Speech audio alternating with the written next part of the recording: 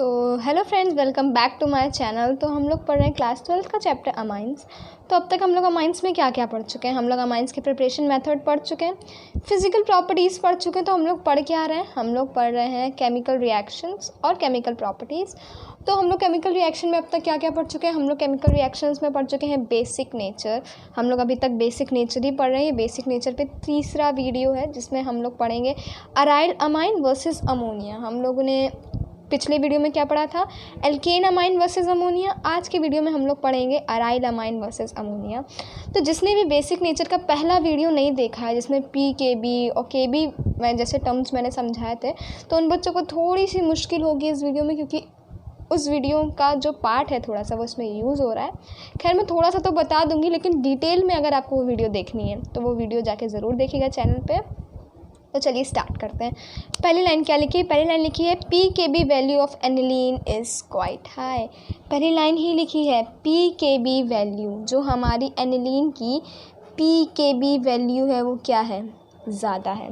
इसका मतलब आप सभी समझ रहे हैं? इसका मतलब क्या है? पी के बी वैल्यू अगर ज़्यादा, इसका मतलब क्या है? ये जो बेस है वो क्या है? लो बेस है, यानी स्ट्रॉन्ग बेस नहीं है। P K B value high यानी बेसिक स्ट्रेंथ क्या है उसकी? कम है। Okay, because it is because in aniline और other aryl amine the NH2 group is directly attach to the benzene ring. ऐसा क्यों है कि इसकी जो पी के बी वैल्यू है वो बहुत ज़्यादा ज़्यादा है। सॉरी, ऐसा क्यों? क्योंकि क्या होता है, ये हमारी क्या है? ये हमारी है बेंजीन रिंग, उसके ऊपर NH2, ये है हमारी बेंजीन रिंग, उसके ऊपर NH2 और N के ऊपर क्या है? दो लोन पेयर्स हैं। ओके, क्या होता है, ये जो N के दो लेन पेयर्स हैं वो पूरी रिंग में घूमते हैं, जिन्हें हम लोग क्या कहते हैं? Resonating structures. ये 11th में भी आप लोगों ने पढ़ा होगा ना, रेजोनेटिंग स्ट्रक्चर्स बनाना। ओके, तो क्या होते हैं, इसी वजह से रेजोनेटिंग स्ट्रक्चर्स बनते हैं। और ये जो लोन पेयर्स होते हैं वो पूरी रिंग में घूमते रहते हैं। इसी वजह से क्या होते हैं? लेस अवेलेबल होते हैं। कि कोई जैसे H+ आया, उसने कहा भाई मुझे लोन पेयर दे दे, तो NH2 क्या कहता है कि यार मेरे पूरे जो लोन पेयर्स हैं वो तो रिंग में घूम रहे हैं, इसीलिए तुम्हारे लिए क्या है? कम अवेलेबल है। जैसे बच्चे पढ़ाई के लिए कम अवेलेबल होते हैं, आजकल फ़ोन के लिए ज़्यादा अवेलेबल हो गए हैं, तो इसी तरह हमारे जो लोन पेयर्स हैं वो रिंग में ही घूमते रह जाते हैं और बेचारे प्रोटॉन के लिए कम अवेलेबल होते हैं। आगे पढ़ते हैं क्या लिखा directly. It result in the unshared electron pair on nitrogen atom to be in conjugation with benzene ring and thus make it less available for protonation। जो मैंने आपको बताया कि बेंजीन रिंग में ही घूमते रहते हैं, जिसकी वजह से लेस अवेलेबल किसके लिए होते हैं? प्रोटोनेशन के लिए। तो चलिए आगे हम लोग पढ़ते हैं रेजोनेटिंग स्ट्रक्चर्स ऑफ बेंजीन। आगे देखते हैं। ओके, तो हम लोग को पता है जैसे ये बेंजीन रिंग, इसके देखिए 5 रेजोनेटिंग स्ट्रक्चर्स बन रहे हैं। सभी को दिख रहा होगा कि देखिए 5 रेजोनेटिंग स्ट्रक्चर्स हैं एनिलीन के बेंजीन रिंग के साथ। देखिए क्या लिखा है? Greater the number of resonating structure greater is stability. जितने ज़्यादा रेजोनेटिंग स्ट्रक्चर्स होंगे उतनी ही ज़्यादा क्या होगी? Stability. Thus we can infer that aniline 5 resonating structure is more stable. यानी इससे हम लोग क्या कंक्लूजन निकाल सकते हैं कि जो हमारा एनिलीन है वो बहुत ही ज़्यादा क्या है भैया? स्टेबल है।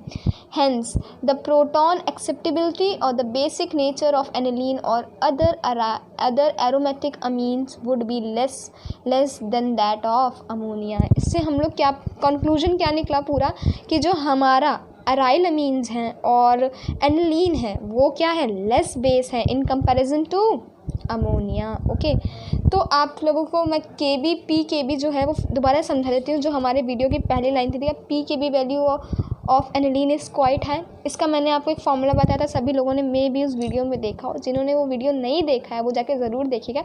इसमें मैं थोड़ा सा बता देती हूँ कि अभी भी बच्चों को डाउट आ रहा होगा कि मैम आपने ये तो समझाया नहीं, P K B value of aniline is quite high कैसे भाई, क्या हुआ? तो मैंने आपको एक मूल मंत्र बताया था कि जो हमारी बेसिक स्ट्रेंथ होती है, बेसिक स्ट्रेंथ जो होती है वो डायरेक्टली प्रोपोर्शनल होती है OH माइनस आयन के। यानी जितना ज़्यादा OH माइनस आयन होंगे उतनी ही ज़्यादा हमारी क्या होगी? बेसिक करेक्टर होगा। Okay, is also directly proportional to KB। जितनी ज़्यादा Kb की वैल्यू होगी उतना ही ज़्यादा क्या होगा, बेसिक स्ट्रेंथ होगी। ओके, लेकिन क्या होता है, ये इन्वर्सली प्रोपोर्शनल होती है Pkb के। ओके, ये ध्यान से समझिए इसका। लास्ट में आपको एक क्वेश्चन भी दूंगी, इस वजह से Pkb बहुत ढंग से आपको समझा रही हूँ।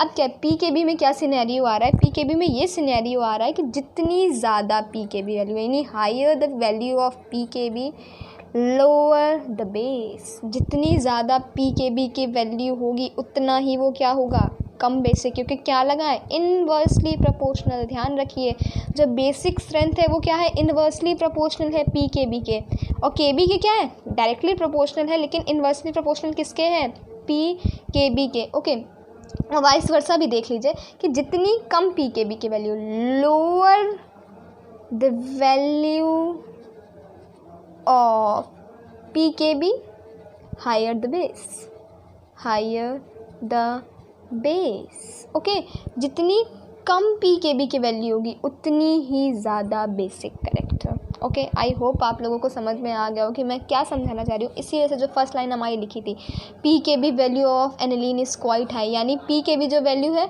वो क्वाइट हाई है, यानी क्या हो जाएगा, बेसिक करेक्टर कम हो जाएगा।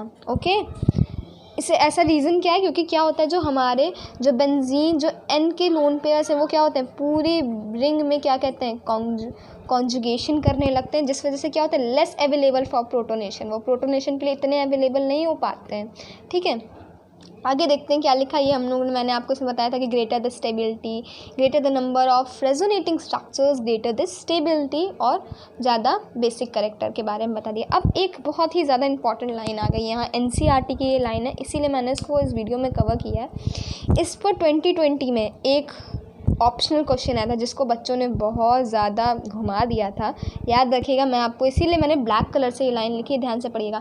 In case of substituted aniline, अगर देखिए भाई क्या कह रही है ये लाइन, कह रही है अगर एनिलीन जो है हमारा, एनिलीन है ये हमारा NH2, हमसे कह रहा है in case of substituted aniline it is observe that electron releasing groups like OCH3, ठीक है, और CH3 increases the basic strength. Okay, हमसे कह रहा है अगर एनिलीन सब्स्टिट्यूटेड है विथ CH3 और OCH3, यानी CH3 और OCH3 के साथ अगर आपकी एनिलीन सब्स्टिट्यूटेड है तो ये क्या कर देगा, बेसिक करेक्टर जो है वो क्या कर देगा, बेसिक स्ट्रेंथ या बेसिक करेक्टर जो है वो क्या कर देगा, इंक्रीज़ कर देगा। याद रखिएगा, कौन कौन से ग्रुप एनिलीन में अगर सब्स्टिट्यूटेड हैं तो वो बेसिक करेक्टर्स इंक्रीज़ करेंगे, OCH3 और CH3, whereas electron withdrawing group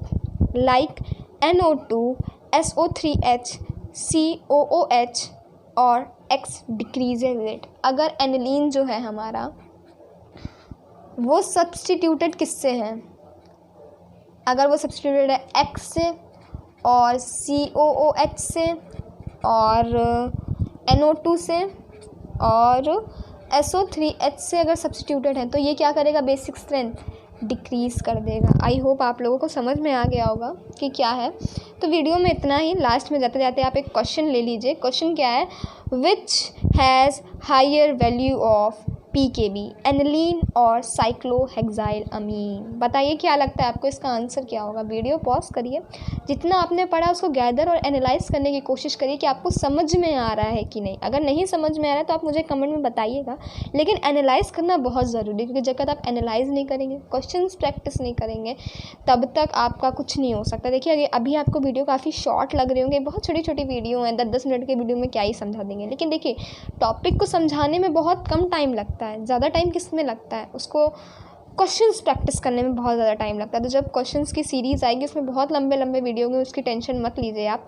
तो जितना समझा रहे हैं उससे एक भी ज़्यादा आपके CBSE बोर्ड में नहीं आएगा। बट ट्रस्ट मी गाइस, आपको ट्रस्ट करना होगा और वीडियोस का इंतज़ार करिए, वीडियोस देखिए, बार बार देखिए। जो कुछ नहीं समझ में आ रहा है वो कमेंट में बताइएगा। तो पहले क्वेश्चन पर चलते हैं। लिखा है which has a higher value of PKB। क्या लगता है आपको किसके पास हायर वैल्यू ऑफ PKB होगी, एनिलीन और साइक्लोहेक्साइल अमीन। मैं आपको थोड़ा सा हिंट दे देती हूँ उस क्वेश्चन का, बाकी आप ही सॉल्व करेंगे। देखिए एनिलीन क्या है, एनिलीन है आपका ये, ठीक है, NH2, इसके इलेक्ट्रॉन्स, फिर हमसे बोल रहा है और साइक्लोहेक्साइल अमीन। साइक्लोहेक्साइल क्या है? साइक्लो यानी एक रिंग है, ठीक है, हेक्साइल मतलब 6 मेंबर्ड रिंग है, और एनी अमीन लगा है,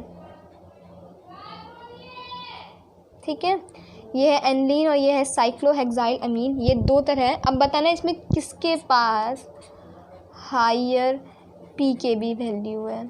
आपको क्या बताना है? यही बताना है कि किसके पास हायर पीकेबी वैल्यू। देखिए ये तो है, इसके पास भी लोन पेयर, इसके पास भी लोन पेयर, लेकिन ये लोन पेयर काय में चले जाएंगे? कॉन्जुगेशन में चले जाएंगे, राइट।